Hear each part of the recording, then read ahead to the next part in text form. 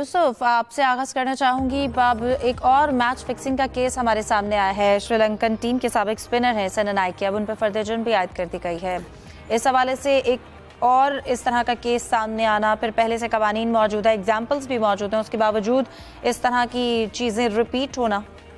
देखिए फिजा, जिस तरह दुनिया की हर झूठ और नफरत के पीछे सरेंडर मूडी नज़र आता है खड़ा, इसी तरह क्रिकेट में जितनी बुराइयां हैं, जितने मैच फिक्सिंग के वाक़यात हैं, वो भी मुंबई से जाते हैं, उसके ताने बाने मिलते हैं। और मुंबई गार्ड है फिर मैच फिक्सिंग के हवाले से, बुकीज़ के हवाले से, वहाँ वो क्रिकेटर्स को ज़्यादा पैसों की लालच देकर वो अपने जाल में फंसाते हैं। हमारे क्रिकेटर्स भी इसमें फंसे हुए थे। अब दूसरे जो दुनिया के क्रिकेटर्स हैं, जितनी भी मिसालें हैं, वो सारी की सारी उसकी जो जड़ें होती हैं वो जाकर मुंबई जाकर मिलती हैं। तो ये 2020 का वाक़या था, जहाँ पर श्रीलंका में जो प्रीमियर लीग उनकी होती है, वहाँ पर ऑफ स्पिनर सेना नाइके थे।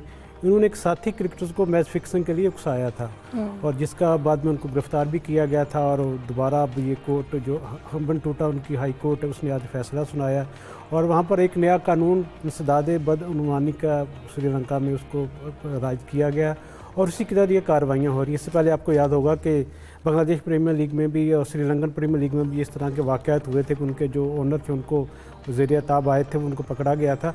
और अब ये सेना नाइके पर एक किस्म की समझे कि उनको पाबंदी लगी जाएगी यकीनी तौर पर उनकी हुकूमत की जानब से। सेना नाइके ने 2012 से 2016 तक अपनी टीम की नुमाइंदगी की, एक टेस्ट खेला, 49 वनडे खेले और 24 T20 मैचेस भी उन्होंने खेले। क्योंकि लालच दिया जाता है लीग्स में, तो इसलिए ICC को भी यकीनी तौर पर थोड़ा सा ज़्यादा मुतहरक होने की ज़रूरत है, क्योंकि जितने ज़्यादा बुकीज़ अब बढ़ते जा रही हैं, जितनी लीग्स होती जा रही हैं, तो इस हवाले से उनको भी अपने जो इक़दामात उसको बेहतर करने की ज़रूरत होगी। बदअनुमानी यकीनी तौर पर इससे पहले श्रीलंकन क्रिकेट बोर्ड में भी देखने को मिली थी, और क्योंकि वहाँ पर भी बहुत ज़्यादा करप्शन के वाक़यात हुए, और ये चूँकि सिलसिला जारी है, तो अब जब तक ये इंसदादे बदअनुमानी जो नया उनका कानून बना राज हुआ है, इसे यकीनी तौर पर कुछ मामला बेहतर होंगे, और आने वाले जो दूसरे जो लीग्स होंगे उसमें कुछ बेहतरी हमें नज़र आएंगी। और बाकी बोर्ड्स को भी इनसे कुछ सीखना चाहिए, क्योंकि जब तक ये गंदे लोग मौजूद हैं क्रिकेट में, जो जेंटलमैन गेम उस पर हमेशा एक सवालिया निशान बाकी रहेगा। बिल्कुल। सलीम साहब, आप क्या समझते हैं मैच फिक्सिंग के हवाले से? पहले भी ICC के कई कवानीन मौजूद हैं, कवायद और ज़वाबित मौजूद हैं, क्या उन्हें मज़ीद सख्त करने की ज़रूरत है? ऐसे केसेस को कंट्रोल किया जाना बड़ा ज़रूरी है।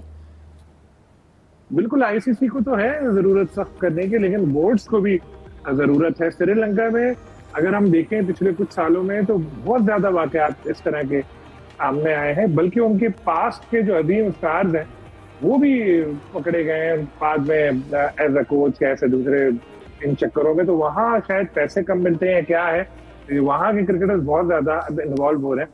बाकी कुछ ऐसी छोटी लीग्स हैं जहाँ मुसलसल फिक्सिंग हो रही है। बिलीव में आप क्रिकेट मैच देखें, ऐसी ऐसी हरकतें होती हैं कि आप देख के सर पकड़ के बैठ जाएंगे कि ये कैसे हो गया। लेकिन चूंकि वो कम लोग देखते हैं, मीडिया इतनी उनको कवरेज देता नहीं है, और उनको जरूरत भी नहीं है इसकी, वो अपना कर रहे होते हैं बस। जैसे एक बॉल पे 18 रन चाहिए, पता चलेगा वो बन गए, कोई सोच भी नहीं सकता। आप सोचें इसमें अगर शर्त लगी हुई तो कितनी होगी, या एक बॉलर ने एक ओवर में 15 वाइडें कर दी। ये हुआ है रिसेंटली कुछ क्रिकेट में, और अभी कुछ महीनों पहले की बात है कि एक लीग हुई, उसमें एक पाकिस्तानी भी कुछ ऑफिशियल्स थे, उनसे भी ICC के एंटी करप्शन यूनिट ने पूछताछ की थी। जब मैंने उनसे उस लीग के ऑफिशियल से बात की, खबर देने के दी मैंने, बाद में तो वो मुझे ही कहने लगे कि आपने स्टोरी कैसे दी, आपको दी नहीं देना चाहिए था। मतलब एक तो होता है कि करो गलती, और जब इवेंट में हो जाए गड़बड़ तो उसके बाद उसको डिफेंड भी करते हैं। दूसरा, एक आपने पूछा कि क्यों हो रहा है ये सब कुछ, वो इसलिए रहा है कि कहा जाता है जीरो टॉलरेंस पॉलिसी, मगर है ही नहीं कोई पॉलिसी।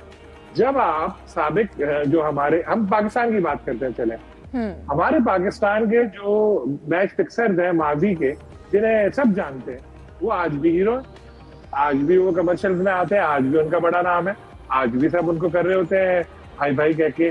फिर मोहम्मद आमिर ब्रांड एम्बेसडर जो जेल तक जा चुके, सलमान बट की मिसाल, जो बंदा जेल गया जिसने आमिर को उसमें लगाया, वो बंदा आपके कमेंट्री करता रहा PSL में पूरी। तो ये जीरो टॉलरेंस नहीं हुई ना उनसे कोई पैसे वापस नहीं होंगे किसी ने।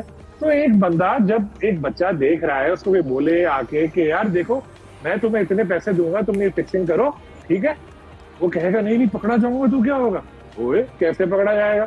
तू देख सलमान को, देख आमिर को, देखो अब आसिफ अमेरिका में मजे कर रहा है।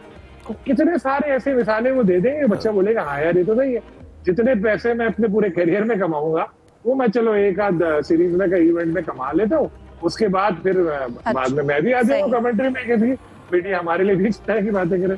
तो जीरो टॉलरेंस का मतलब है जीरो टॉलरेंस, इन लोगों को वापस ना आने दें, कम से कम इस तरह के कामों में कोई रोजी रोटी के लिए कुछ बिल्कुल कवानीन को सख्त करने की जरूरत है, क्योंकि इस तरह के जो केसेस हैं वो यकीनन क्रिकेट के ऊपर एक दाग हैं और इन केसेस को रोकना बड़ा जरूरी है। प्रोग्राम का वक्त खत्म हुआ जाता है। तमाम पैनलिस्ट का बहुत शुक्रिया, दीजिए इजाजत, अल्लाह हाफिज।